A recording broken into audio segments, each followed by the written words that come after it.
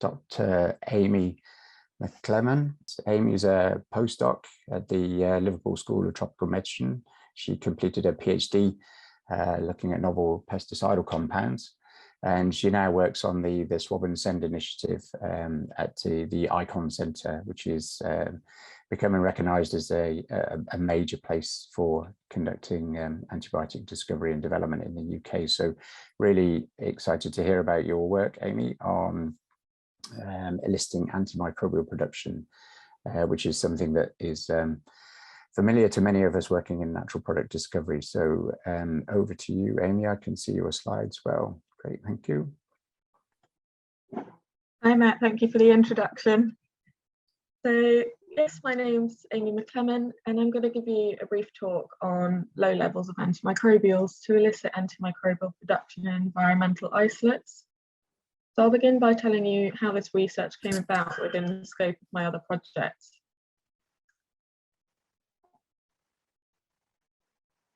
So I work in part of two other projects concerning the collection of a microbial library with the potential to produce new antimicrobials. So Swab and Send is a community science project whereby the public can send swabs of anything they're interested in. And then iiCON, which is a collaboration between industry, academics and the NHS to progress antimicrobial development. So these projects have collaborations with schools, vets, Chester Zoo is a recent one, Knowlesy Safari Park and more. And this is to collect as diverse a range of environmental isolates as we can. So the library is being stored as a modular system at the moment, and that's things like a kitchen module, bathroom, pets and more. And these isolates can be tested against any bacteria or fungi requiring novel antimicrobials. So our library currently has 35,000 isolates and counting. Now our work focuses on finding isolates producing antimicrobial activity against E. coli, Candida albicans and Candida auris, all of which are considerable health threats due to a high antimicrobial resistance. Now, from the created library of hit isolates showing activity against one or more of these indicator strains, we then transfer them to a plate for further analysis. But we came up against a problem here. So we lost activity from 40% of the previously active isolates when transferring them to a new plate. And that's where my work comes in.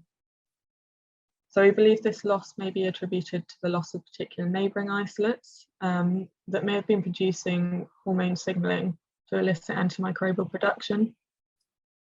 Now this is expected to be a signal between microbes to warn of a threat to resources of space, water and nutrients, to cause the antimicrobial production in other isolates. Now it's shown to be possible to elicit responses by using things like heavy metal stressors, co-culturing, or changing the carbon source or media composition. But what we're doing here is attempting to replace the suspected hormone signals of neighbouring isolates with low-level antimicrobial signalling. Now, previous work carried out in our group in 2018 by someone called Emma Murphy tested 4 antibiotics and 2 antiseptics as elicitors to screen for environmental isolates active against E. coli, MRSA, Micrococcus luteus and Candida albicans. Now Emma completed just under 50,000 assays, and so far I've been scoring them and I'm up to 14,000 at the moment. But there's been significant percentage increases found for the number of isolates producing antimicrobials when elicited. For example, as much as 200% increase in isolates producing antimicrobials active against Candida albicans were found when screening isolates with diclosan supplemented agar. The work here was carried out on initial screening of environmental isolates. But what we hope to do is to apply this theory to reactivate antimicrobial production from previously active isolates from our libraries. So based on the data here, we'll use tetracycline, CTAB and diclosan to do this, as they show the most significant antimicrobial production elicited. Now, after just over 1,000 assays, this theory was shown to be effective. So if I can draw your attention to the 2 isolates circled in red on each plate, we can see no activity on the control plate on the left, but this activity is then returned or elicited by the use of tetracycline supplemented agar on the plate on the right. Now, the success rate of reactivation is shown in this table on the top right, from as high as 6% reactivation to a minimum of 1%. So all of these elicited isolates were then picked and species were identified using 16S PCR and sequencing. Now, the elicited isolates identified were mostly found to be species already known to have associated antimicrobial activity, like soil bacteria bacillus, which is known to produce more than 40 current antibiotics. Now, our other strains of Pseudomonas, Spinobacillus, Citrobacter, Aeromonas, and Pentioa all show results for associated antimicrobial activity, as shown by the papers on the side here. But this known association doesn't mean the antimicrobials produced here are not new. Or, if it has already been found, rediscovery of a known antimicrobial is also valuable to look for mutations that are potentially reducing toxicity or increasing activity. So an example of this is one of the lead isolates from iiCON has rediscovered polymyxin E or colistin, but differences in the biosynthetic gene cluster has led to further ongoing investigation to see what effect this has. Now, of particular interest from our 16S results was Leliatia and Alcaligenes, as we are yet to find literature on known antimicrobial activity for these species. But the activity from plate to self-resuppinating assay was not maintained, so our lead antimicrobials would be from the isolates already associated with antimicrobial production. So our self-resuppinating assays look at the activity of compounds excreted by the cells only. So this is done by growing up the isolate in broth with the low level of antimicrobial that elicited the response on the plate. This is then spun down and filtered to leave the spent media with the antimicrobial compounds from our isolates, and of course the low-level antimicrobial elicitor.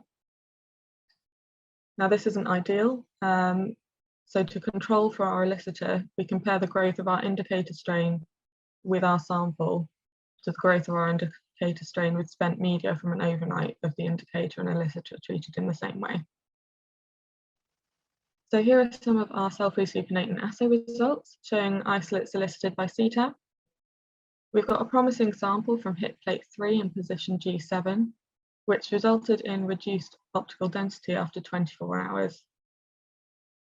Now, from our elicited isolate samples, 45% maintained antimicrobial activity against E. coli when comparing between the plate and the self-resuppinating assays. This is a bit lower for our Candida active isolates, with only 14% of samples maintaining activity between the plate and the self-resuppinating assays. Why we're looking at this and why this is so important is that samples need to be active in these self-resuppinating assays, as this is how our fractions will then be tested to find the active compound from within the sample. Now, our samples maintaining activity will then be fractionated, the aim to identify the active compound being produced. First being separated using reverse phase chromatography, and then Hillick chromatography if this is unsuccessful. And here you can see a rough separation of one of our samples, which is a good enough starting point for identifying active fractions.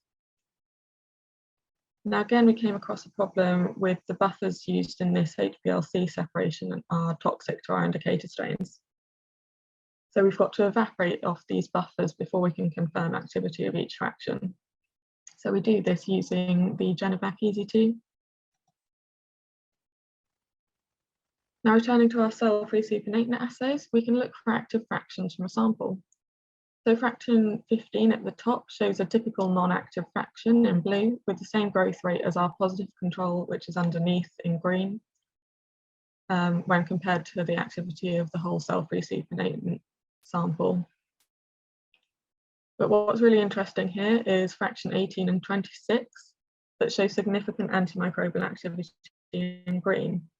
These are the two active fractions from this sample, and we'll further evaluate these using mass spec, SDS page, and possibly NMR to determine the antimicrobial structure, formula and size. So we'll run full genome sequencing to identify the differences between the inactive and illicit antimicrobial producing isolates, to determine the biosynthetic gene clusters producing our active antimicrobial. And this is in the same way that iiCON's processing its lead isolates. Eventually, I'm hoping it will be possible to chemically alter the antimicrobial to increase efficiency against target isolates, but that'll be a separate project. So the hope for this work is that this technique may prove valuable in increasing the potential isolates available to screen for antimicrobial activity in the aid of tackling AMR. I'd like to acknowledge the funders involved in this work and the people involved in this work. So my PI is Adam Roberts, and on the team of iiCON and Swab and Send, we've got Ellie, Claudia and Isra, as well as Emma Murphy, who did the initial elicitation project of 50,000 assays. And in particular, our volunteer Yasmin, who's been working with me on all the data for using elicitors to reactivate antimicrobial production. Thank you for listening.